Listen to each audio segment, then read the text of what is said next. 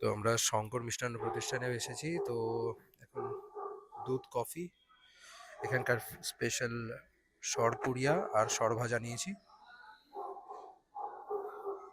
ভাই ভাই, সরপুরিয়াটা কেমন? সরপুরিয়া, তুই সর ভাজাটা খেয়েছিস?